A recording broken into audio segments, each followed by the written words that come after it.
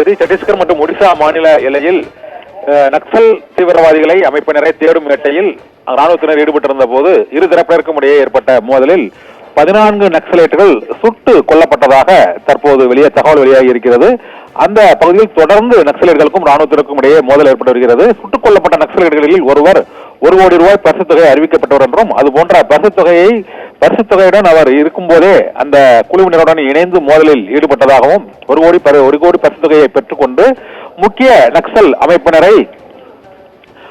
தொடர்பாக தகவல்களை தெரிவிப்பதற்காக அவருக்கு அந்த தொகை வழங்கப்பட்டது என்றும், ஆனால் பரிசுத் தொகை அறிவிக்கப்பட்ட நபரும் அந்த என்கவுண்டரில் சுட்டுக் கொல்லப்பட்டதாகவும் முதற்கட்ட தகவல்கள் தெரிவிக்கின்றன. இதனால் அந்த ஒடிசா மற்றும் சத்தீஸ்கர் மாநில எல்லையில் நக்சலைட்டுகளுக்கும் மற்றும் ராணுவத்தினருக்கும் இடையேயான அந்த சிறப்பு பாதுகாப்பு படையினருக்கும் இடையேயான மோதல் தொடர்ந்து நடைபெற்று வருகிறது. இதுவரை நடைபெற்ற மோதலில் 14 பேர் சுட்டுக் கொல்லப்பட்டிருக்கிறார்கள் என்றும், அந்த சுட்டுக் கொல்லப்பட்ட நபர்களிடமிருந்து 1 கோடி ரூபாய் பணமும் பறிமுதல் செய்யப்பட்டிருப்பதாகவும் இப்போது முதல் கட்ட தகவல்கள் வெளியாகி இருக்கின்றன.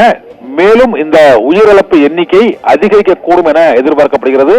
ஏற்கனவே சத்தீஸ்கர் பகுதியில் சிறப்பு பாதுகாப்பு படையினர் வந்த வாகனம் கன்னிவெடி தாக்குதலில் அங்கு வெடித்து சிதறியதில் 10க்கும் மேற்பட்ட அந்த பாதுகாப்பு படையினர் கொல்லப்பட்டதை அடுத்து அந்த பகுதி முழுவதுமே பிஜப்பூர், சுக்மா உள்ளிட்ட பல்வேறு இடங்களிலுமே ராணுவத்தினர் குவிக்கப்பட்டு தீவிர தேடுதல் வேட்டையில் ஈடுபட்டு வந்தனர். இந்த தேடுதல் வேட்டையில் இன்று ஏற்பட்ட என்கவுண்டரில் 14 நக்சலைட் அமைப்பினர் சுட்டுக் கொல்லப்பட்டதாக ராணுவ சிறப்பு பாதுகாப்பு படையின் தரப்பில் தெரிவிக்கப்பட்டுள்ளது. ரிதி, சத்தீஸ்கரில் நக்சலைட் குழுவினருக்கும் ராணுவத்தினருக்கும் இடையே கடும் மோதலானது ஏற்பட்டதன் எதிரொலியாக 14 நக்சலைட்டுகள் சுட்டுக் கொல்லப்பட்டிருப்பதாக தகவல் வெளியானது. அண்மை செய்தியாக பார்த்தும் விவரங்களை எமது தலைமை செய்தி ஆசிரியர் கண்ணன் வழங்கியதை கேட்டோம்.